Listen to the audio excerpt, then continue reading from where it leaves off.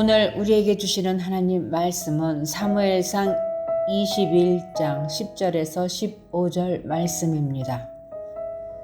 그날에 다윗이 사울을 두려워하여 일어나 도망하여 가드왕 아기스에게로 가니 아기스의 신하들이 아기스에게 말하되 이는 그 땅의 왕 다윗이 아니니이까. 무리가 춤추며 이 사람의 일을 노래하여 이르되 사울이 죽인 자는 천천히요 다윗은 만만이로다 하지 아니하였나이까 한지라. 다윗이 이 말을 그의 마음에 두고 가드왕 아기스를 심히 두려워하여 그들 앞에서 그의 행동을 변하여 미친 채 하고 대문짝에 끄적거리며 침을 수염에 흘리매 아기스가 그의 신하에게 이르되 너희도 보거니와 이 사람이 미치광이로다. 어찌하여 그를 내게로 데려왔느냐. 내게 미치광이가 부족하여서 너희가 이 자를 데려다가 내 앞에서 미친 짓을 하게 하느냐. 이 자가 어찌 내 집에 들어오겠느냐 하니라.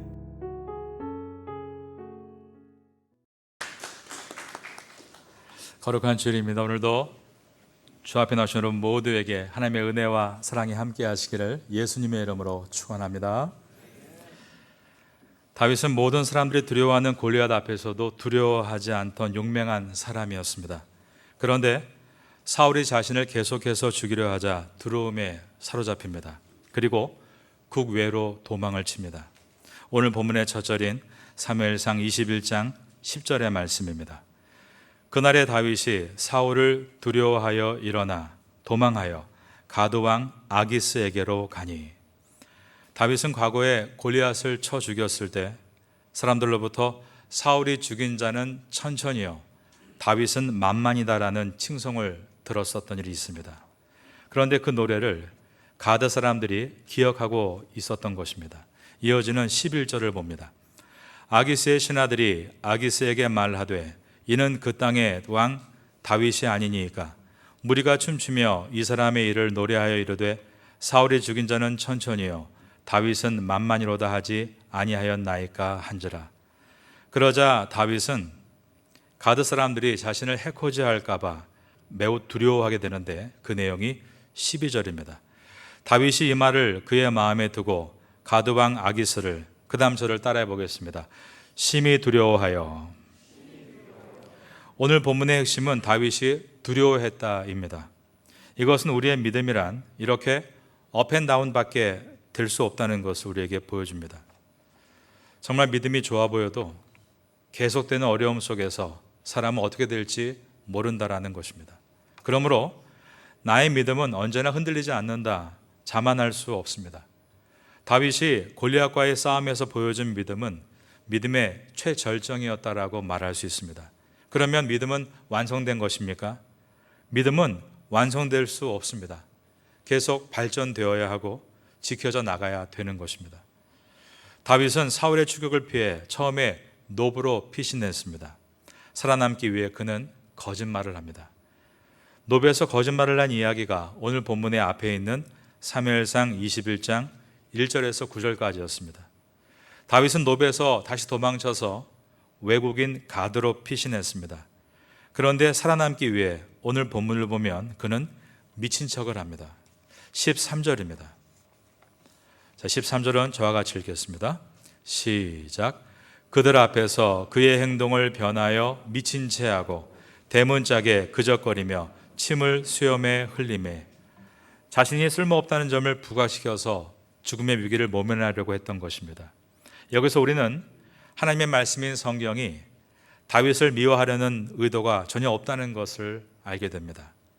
왜 성경이 다윗의 이러한 부끄러운 모습을 그대로 기록하고 있는가?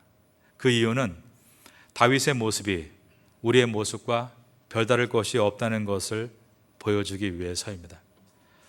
나도 살 길을 찾기 위해 거짓말을 서슴지 않고 위기를 모면하기 위해서 다윗보다 더한 미친 짓도 하지 않았는가? 자신을 돌아보라고 주님은 다윗의 부끄러움을 삭제하지 않으시고 그대로 기록하게 하셨습니다. 그리고 그런 다윗이었음에도 그를 결코 포기하지 않으시고 광야 훈련을 통해 이스라엘의 제2대 왕이 되게 하겠다는 약속을 지키신 신실하신 하나님을 보여주십니다. 여러분의 인생 가운데 다윗보다 더한 거짓이 있고 다윗보다 더한 미친 짓이 있었다 할지라도 하나님은 결코 여러분을 포기하지 않으신다는 것을 오늘 본문을 통해서 확인하심으로 오늘 제목과 같이 잘못된 선택을 해서도 주님께 부르짖음으로 벗어날 수 있는 기회를 얻게 되시기를 예수님의 이름으로 축원합니다. 다윗은 사울에게 쫓기면서 먼저 노비라는 곳으로 갔습니다. 그곳에서 제사장 아히멜렉에게 거짓말을 해서 떡과 무기를 얻은 후에 어디로 도망갈지를 고민합니다. 그리고 그가 선택한 곳이 바로 국외로 망명하는 것이었습니다. 사울 왕의 감시를 피해 안전하게 살 수 있는 곳은 외국으로 도피하는 것뿐이다라고 생각한 것입니다. 그리고 높 땅에서 가장 가까운 국경을 넘어가는데 바로 블레셋 땅의 국경 도시인 가드였습니다. 가드는 높에서 남서쪽으로 약 23km 떨어진 곳에 위치한 곳으로 빨리 가면 4-5시간이면 도달할 수 있는 거리였습니다. 가장 쉽게 도피할 수 있는 외국이었던 것입니다. 블레셋은 그 당시에 5개의 도성을 중심으로 구성되어 있었는데 가사와 아스글론과 아스돗과 에그론과 그리고 가드 이렇게 5군데였습니다. 그리고 그 도성의 성주를 왕이라고 불렀습니다. 블레셋은 5왕으로 구성된 연방 국가였던 것입니다. 그 중에 다윗이 넘어간 가드는 그가 약 4년 전에 죽였던 골리앗의 고향이었습니다.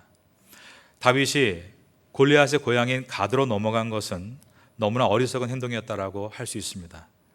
위기와 고난의 상황을 계속 맞닥뜨리게 되면 이처럼 판단력이 흐려지게 되는 것입니다. 다윗은 자기가 죽인 골리앗이 벌써 3-4년 전 일이기 때문에 가드 사람 중에 자기를 알아볼 자가 없을 것이라고 생각했습니다. 그러나 다윗을 보자마자 그들은 이스라엘에서 유행했던 노래까지 기억하고 있었습니다. 사울이 죽인 자는 천천히요 다윗은 만만이로다. 다윗은 만일 반대로 자신을 금세 알아보게 된다면 자신이 가진 이스라엘의 영향력을 알 것이기 때문에 자신을 정치적 선전의 기회로 삼아서 더 잘 받아줄지 모른다라고 생각했습니다. 그러나 다윗의 결정은 주님의 뜻을 구하지 않고 내린 섣부른 결정이었고 가드 사람들의 분위기는 다윗을 죽여 골리앗의 원수를 갚자는 쪽으로 가고 있었습니다. 그러자 다윗이 어떻게 했는가? 다윗은 미친 척을 한 것입니다. 13절을 보겠습니다. 그들 앞에서 그의 행동을 변하여 미친 채하고 대문짝에 그적거리며 침을 수염에 흘리매. 여기서 그들 앞에서 그의 행동을 변하여라고 되어 있는데 이것은 다윗이 과격한 행동을 했다는 것을 말합니다. 미친 채하고 히브리어 원어에 베아담이란 단어가 들어있는데 그들의 손 아래에서라는 뜻입니다. 이것은 다윗이 미친 짓을 하자 가드의 신하들이 강력하게 제지했다는 뜻입니다. 정말 부끄럽지만 다윗은 살기 위해서 혼신의 힘을 다해 미치광이 연기를 했다는 것입니다. 게다가 대문짝에 그적거렸다라고 되어 있습니다. 그적거렸다. 히브리어 타와를 번역한 단어로 휘갈겨 썼다라는 뜻입니다. 다윗은 아주 디테일하게 미친 사람이 하는 행동을 그대로 재현하고 있는 것입니다. 그리고 침까지 흘렸다라고 했습니다. 온몸으로 발광을 하고 대문을 긁적이면서 뜻도 없는 글자를 휘갈겨 쓰고 침이 수염을 흘러 타고 내리고 있는 다윗을 여러분 상상하시겠습니까? 그런데 이때 다윗이 가드왕 아기스 앞에서 미친 체함으로 위기를 벗어난 후에 기록한 시편이 지금도 남아있는데 바로 그것이 시편 34편입니다. 시편 34편에는 표제어에 이렇게 기록되어 있습니다. 다윗이 아비멜렉 앞에서 미친 채 하다가 쫓겨나서 지은 시라고 되어 있는 것입니다. 다윗은 자신이 미친 채 하다가 쫓겨난 후에 기록한 시편에서 이런 내용을 적었습니다. 시편 34편 8절을 여러분께 읽어드립니다. 너희는 여호와의 선하심을 맛보아 알지어다. 그에게 피하는 자는 복이 있도다. 다윗이 미친 척하면서까지 비참하게 목숨을 건져 도망친 인생의 가장 쓴맛을 맛본 그날 그는 시를 적으면서 너희는 여호와의 선하심을 맛보아 알지어다. 그에게 피하는 자는 복이 있도다라고 기록한 것입니다. 광야에서 다윗이 생명을 부조하기 위해 미친 척까지 해야 되는 상황에서 무엇이 여호와의 선하심이었다는 말입니까? 그날 그가 깊이 깨달은 것이 있었다는 것입니다. 그것은 바로 자기가 얼마나 보잘것없는 존재인가라는 사실이었습니다. 우리가 하나님 앞에 귀하게 쓰임받기를 원한다면 우리는 먼저 내가 얼마나 무력한 존재인지를 알아야 합니다. 내가 무력하다는 것을 깨닫는 것은 분명 우리에게 고통을 줍니다. 그러나 내가 무력한 존재인 것을 깨달을 때 하나님의 무한하심을 알게 되고 그분의 선하심을 맛볼 수 있게 된다. 이것이 다윗의 이야기인 것입니다. 너희는 여호와의 선하심을 맛보아할지어다. 우리는 모두가 광야 같은 삶을 겪습니다. 항상 승승장구하고 항상 성공할 수 없다는 말입니다. 회사나 학교나 가정에서 다윗과 같이 쓰디쓴 고통을 맛볼 때도 있고 좌천당할 때도 있고 큰 실패를 경험할 때도 있습니다. 즉 모두가 광야의 삶을 겪게 되는 것입니다. 그런데 사람들이 광야에 들어서면 두 가지의 모습으로 갈라집니다. 광야에서 더 나빠지는 사람이 있고 광야에서 더 나아지는 사람이 있다는 것입니다. 광야가 걸림돌이 돼서 넘어지는 사람이 있는가 하면 광야가 디딤돌이 돼서 발전하는 사람도 있는 것입니다. 지금 여러분이 다윗이 자천당하고 실패하듯 인생의 광야를 겪고 있는 분이 계시다면 그 광야에서 내가 무력한 존재인 것을 깨닫는 것을 통해서 오히려 무한하신 하나님의 존재를 만나게 되므로 여러분 인생 가운데 오히려 놀라운 기회가 얻게 될 수 있기를 예수님의 이름으로 축원합니다. 다윗은 최악의 길을 선택했습니다. 골리앗의 고향 가드로 향한 것입니다. 다윗은 최악의 행동을 취합니다. 미친 사람의 흉내를 냈던 것입니다. 이것은 다윗이 똑똑하고 뛰어나서 위기에서 벗어난 것이 아니라는 것을 보여줍니다. 오직 하나님께서 다윗을 건져주셨기 때문에 그가 살아난 것입니다. 그런데 다윗이 그 순간에 했던 일이 있습니다. 바로 여호와께 간구하는 것이었습니다. 오늘 역사서인 사무엘상에 그 내용이 나와 있지 않지만 그때의 상황을 기록했던 시편 34편에 보면 다윗이 그 순간 하나님께 간구했다는 내용이 들어있습니다. 제가 시편 34편 4절을 읽어드립니다. 내가 여호와께 간구하매 내게 응답하시고 내 모든 두려움에서 나를 건지셨도다. 두려움을 이기는 방법이 여호와께 간구하는 것이었다라고 되어 있는 것입니다. 사무엘상에서 다윗이 두려워했다는 내용이 딱 두 번 나오는데 공교롭게도 오늘 본문에서입니다. 사무엘상 21장 10절에서 그날의 다윗이 사울을 두려워하여 일어나 도망하여 가드왕 아기스에게로 가니라고 했고 21장 12절에서 다윗이 이 말을 그의 마음에 두고 가드왕 아기스를 심히 두려워했다라고 되어 있습니다. 그런데 다윗이 그 순간에 그 두려운 순간에 하나님께 간구 즉 간절히 기도했을 때 하나님은 그 모든 두려움을 다윗에게로부터 가져갔다라고 되어 있는 것입니다. 여러분 두려움은 인간의 능력을 해결할 수 있는 영역이 아닙니다. 인간의 영혼을 침몰케 하는 칠흑 같은 밤과 혹독한 추위와 같은 두려움을 우리 스스로는 결코 해결할 수 없습니다. 요즘 저에게 목사님 참 두렵습니다라고 상담하시는 분들이 많이 있습니다. 저는 그럴 때 두려움보다 더 강한 존재를 소개해 드립니다. 바로 우리 구주 예수 그리스도입니다. 예수님은 두려움의 극치인 죽음을 십자가에서 이기셨습니다. 그러므로 예수님은 두려움보다 더 강한 존재이십니다. 여러분은 구원을 계획하신 성부 하나님과 구원의 문을 여신 성자 예수님 그리고 우리의 구원을 완성해 가시는 성령 하나님께서 지금 여러분과 함께 하심을 믿으십니까? 그렇다면 우리는 시편 34편 4절을 힘있게 따라할 수 있어야 됩니다. 저를 따라하겠습니다. 내가 여호와께 간구하매 내게 응답하시고 내 모든 두려움에서 나를 건지셨도다.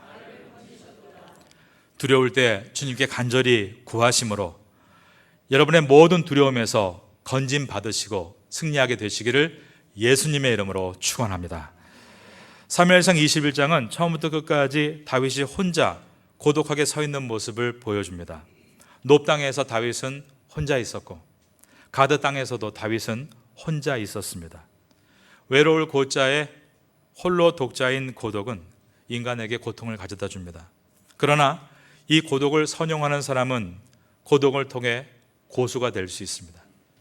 철학자 파스칼이 이런 말을 했습니다. 사람이 불행해지는 이유는 방 안에 홀로 가만히 앉아있지 않기 때문이다. 우리가 깊이 생각해 보아야 될 말입니다. 우리가 무엇인가를 배우기 위해서는 독서해야 합니다. 그런데 돌아보면 독서를 통해 무언가를 배우지만 홀로 고독의 시간을 통해 그 배운 것을 깨닫게 된다는 사실입니다. 이것이 바로 광야의 유익입니다. 우리가 대화를 통해 세상의 지식을 배우고 얻습니다. 그러나 그 지식이 연구는 것은 고독을 통해서인 것입니다. 고독을 통해 그 지식과 경험을 비로소 내 것으로 만들 수 있는 것입니다. 다윗은 훗날 왕이 됩니다. 그러면 왕이 된 후에 그는 고독하지 않았습니까? 아닙니다. 광야에 고독이 있었듯이 왕궁에도 고독은 있었습니다. 세상에서 크게 쓰임받은 사람들은 고독을 견뎌낸 사람들이고 지금도 고독을 견디고 있는 사람들입니다. 그들은 고독을 선용할 때 고수가 될 수 있는 것을 아는 사람들이었습니다. 여러분, 지금 혹시 내가 홀로 있다, 그 외로움과 고통 가운데 계시다면 그 고독 속에서 단지 고통만 느끼는 것이 아니라 그 고독을 통해 내가 영물고 있다는 것을 생각하시고 다윗과 같이 실력을 키우고 의미 있는 시간으로 선용할 수 있는 여러분 될 수 있기를 주님의 이름으로 축원합니다. 여러분의 고독이 유익한 이유는 오직 여러분이 혼자 있는 그 시간에 하나님을 독대할 수 있기 때문입니다. 혼자 있는 고독의 시간이 주님과 가장 가까이 있는 기회의 시간이 될 수 있기 때문입니다. 다윗의 영광스러운 찬양은 그가 의리의리한 궁정에 있을 때 기록한 것이 아닙니다. 광야에 있을 때 거짓말을 하고 미친 채 해야 되는 부끄러운 순간에 드린 기도문이었습니다. 자신이 nothing, 아무것도 아니라는 제로의 경험 속에서 하나님은 everything, 모든 것이 된다는 놀라운 은혜를 체험할 때 그는 위대한 찬양을 써나갈 수 있었던 것입니다. 다윗이 미친 채 하고 위기를 모면한 다음에 곧바로 지은 시편 34편은 사실상 논리의 극치라고 불리는 시입니다. 히브리어에 알렙부터 카프까지 10개의 단어를 순서로 놓고 거기에 문장을 써내려갑니다. 그런데 1절부터 3절까지를 찬양의 내용으로 묶고 4절부터 7절을 하나님의 응답과 구원의 내용으로 묶고 그리고 8절부터 10절을 하나님의 선하심을 맛보아 알지어다 교훈의 내용으로 묶었습니다. 정말 대단한 논리적인 시가 시편 34편입니다. 무엇을 말합니까? 다윗은 미치지 않았다는 것입니다. 여러분, 미칠 것 같은 고난을 통과하면서 오히려 다윗은 더욱 분명해지고 명확해지고 정교해졌으며 담대해졌습니다. 그 이유는 아무도 없는 그 고독 속에서 하나님을 만났기 때문입니다. 다윗은 그가 쓴 이 기가 막힌 시편 34편 중에 10절에서 이렇게 기록합니다. 한번 저를 따라 하겠습니다. 여호와를 찾는 자는 모든 좋은 것에 부족함이 없으리로다. 이 고백이 왕궁에서 왕자의 평안한 자리에 앉아있을 때 고백한 것이 아니라 광야에서 수염에 침을 흘리고 미친 채 하며 죽음의 위기에서 벗어나면서 만든 시였습니다. 광야는 다윗을 하나님을 찾게 만들었고 탄식하게 만들었으며 아픈 상처를 입은 조개가 진주를 만들어내듯이 보석을 만들어냈고 인생을 시로 엮어낼 수 있는 시인으로 만들어냈습니다. 잘못된 길에 들어설 수밖에 없는 우리들입니다. 위기를 만날 수밖에 없는 연약한 우리의 인생입니다. 그러나 그 길에서 하나님께 부르짖으시고 다윗과 같이 위기에서 벗어나시고 오히려 그 위기 속에서 성숙의 기회를 삼는 우리 모두가 될 수 있기를 마지막으로 예수님의 이름으로 축원합니다.